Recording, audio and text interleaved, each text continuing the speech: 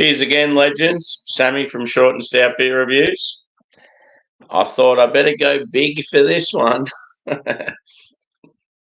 We've got a triple West Coast IPA, and this is by Hawkers, and they're out of Melbourne, like they're in the northern suburbs, Reservoir. And yeah, they do every season they'll have like a big beer they'll bring out. And yeah, for autumn of 2024, it's big triple West Coast IPA. Sick as can artwork again. Looks really cool. And yeah, 10%, 440ml can. I've already poured it in the glass just because I wanted to take a photo. Got the proper glassware, and this is like an old school. So yeah, originally like hawkers, the term hawker is like a seller that walks around with a particular product selling like on the street sort of thing. So yeah, that was their original logo. It's pretty cool. Real big like pint sort of glass. Actually, no, I reckon it'd be bigger than a pint glass. I'm not too sure. It seems like it's bigger anyway. So yeah, let's go a little whiff. Just on appearance, you'd say sort of like a burnt orange. When I first poured it, it was a huge, like probably 4 or 5 finger head. Yeah, it's got a little bit of chill haze, but relatively clean. Carbonation was very lively when I poured it. And yeah, you'd say probably medium body. So we'll go in for the aroma.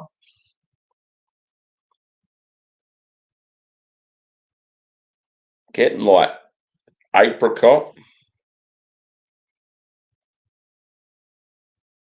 And like grapefruit and orange. A touch of pine.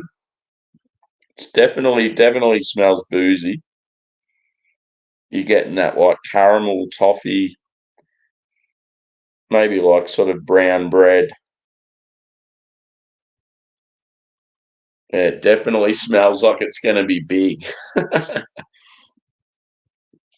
Anyway, I'm going in.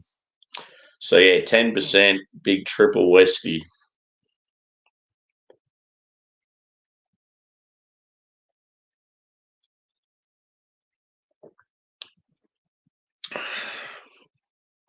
It's got quite a smooth body for a Westie. It's definitely boozy on the palate, like on the aroma. You expect that with a triple Westie, let's be honest. Yeah, huge like caramel backbone. It's bready, biscuity. It's got like sort of pithy grapefruit.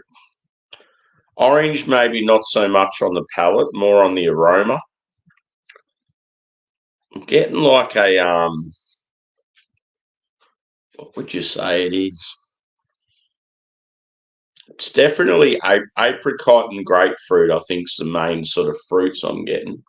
But there's something else to it. It's sort of got like a spice vibe to it as well, like a peppery vibe. But I reckon there's another sort of fruit in there I just can't put my finger on.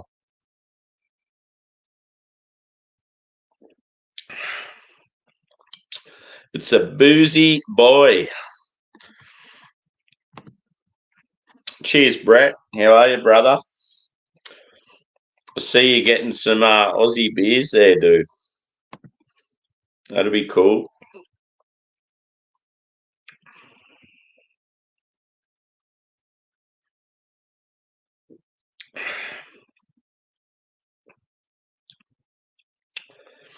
The booziness is there, and like it's in your face, but it's still like it's not like unpleasant. Like it's.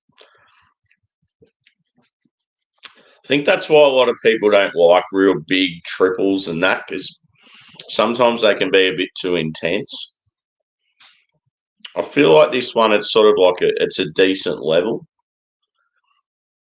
I mean, if you're a beginner to like beer, you're gonna have something like this and just be like, "Wow, it tastes like petrol." But for an advanced palate like myself, it hits the spot. and it gets you to where you want to be pretty quickly.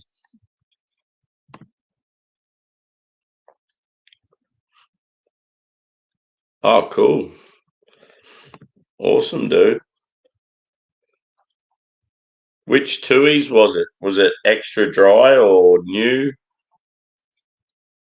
I haven't had a Tui's extra dry for so long. I haven't had any Tui's for ages.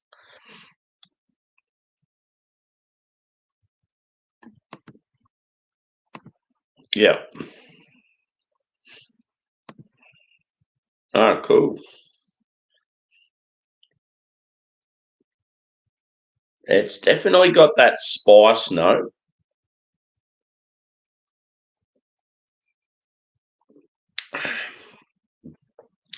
I'd say it's like it's got sweetness and dryness. I think because of the body, you're getting more sweetness. It's just got that huge sort of sweet toffee vibe. I feel like I feel like with like triple Westies especially, the balance is hard to get right. I think with this one, it leans more towards the malt base, which is probably expected. But yeah, the hop character is still good enough to like make it a decent beer. Sometimes it'll just be all like intense, boozy, like caramel malt sort of thing, and you're just like, oof. But yeah, this is pretty good.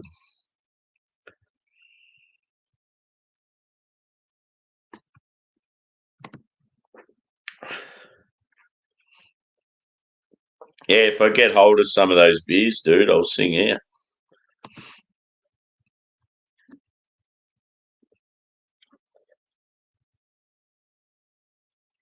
I can normally get most of them pretty easy.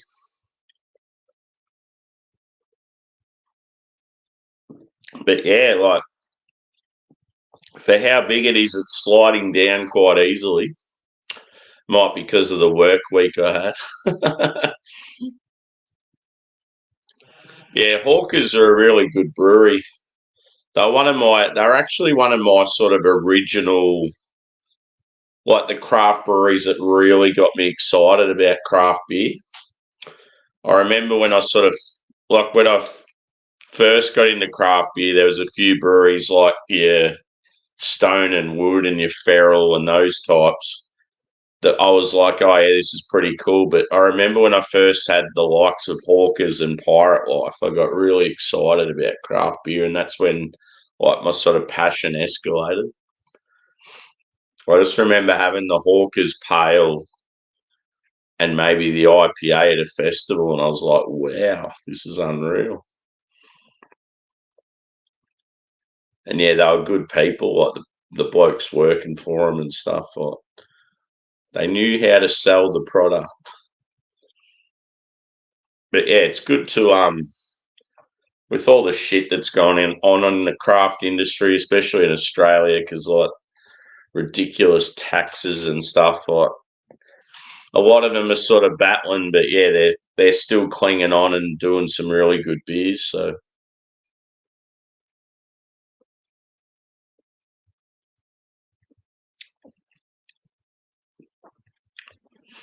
and it's got like if it had a bit more sort of that green character, like if it was more piney and grassy and maybe a touch more sort of dank, it would yeah, it'd be right up my alley. But it's good, but it's just yeah, there's something stopping it from being great. I do love a Westie though.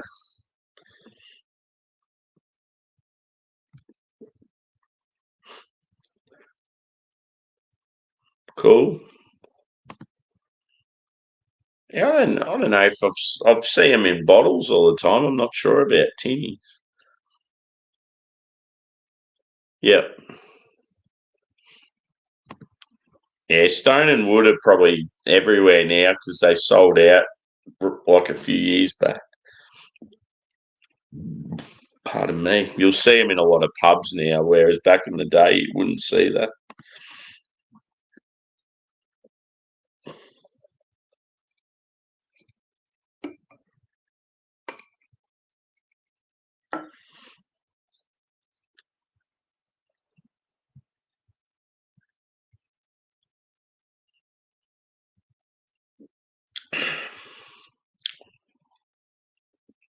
I think a score for this one. There's like characteristics of the beer I really enjoy, and then there's sort of certain aspects I'm like, oh, they've fell short slightly. I think a solid 4 out of 5 would be a good score. I mean, it's certainly a beer I'd have again. Yeah, it's just it's a big boy. It's a big boozy boy. I think the malt base is quite good. Yeah, it's just like you're getting sort of more stone fruit. Would have been, yeah, just awesome to get like a bit more like that pine and sort of green character, and maybe like a bit more sort of pithy citrus. Just the yeah, like it just leans to the more to that sort of sweet malt side. That's why I think double Westies are the best way to go. But yeah, 4 out of 5, can't complain with that. And yeah, sick as can artwork.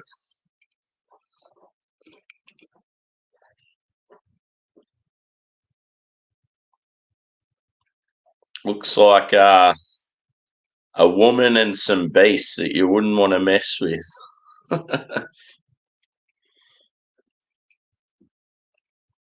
I always liked with Hawkers how they have like a hops, malt, and yeast thing, and like rating out of 5. See, just like from what I've had, I wouldn't have hops off the scale. I'd have malt higher than what it is. But yeah, it's just cool how they do that. And yeah, it actually said it's got here artwork by God Awful. That's a pretty cool name. Pretty cool logo too. It's one thing that'd be unreal if you're an artist having like your art on like craft beer cans and stuff. It's definitely a market for it. Like some breweries are that big, they have like their own like artists that just work on their own beer cans and stuff. But yeah, 4 out of 5 for this bad boy. Yeah, if you can get any Hawkers, get onto them. They're one of those breweries again that do quite diverse styles and do pretty well at them. Marsden, like the owner, like used to be head brewery, probably still has a lot to do with the brewing side of things. But yeah, he's pretty sure he's Lebanese or something like that, and he when he first come out here, like yeah, he just tried heaps of different styles and that, but then he goes back to his like lagers and that from yeah, like European sort of history, yeah, and yeah, he does really good job with heaps of different styles. So I'm gonna head off. Let's check these last few comments. Yeah, for sure.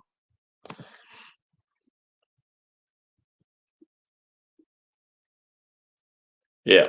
Yeah, there's some breweries that are just known for like having like real sick art.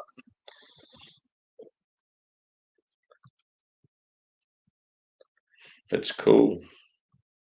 Garage Project from New Zealand have a lot of good stuff. They've got like this series where it's like holographic and it'd be like different animals. Like they'll have like sea creatures or like yeah, like just different stuff. And yeah, the cans just look so sick when you see them up on like a mantle or like side by side or whatever.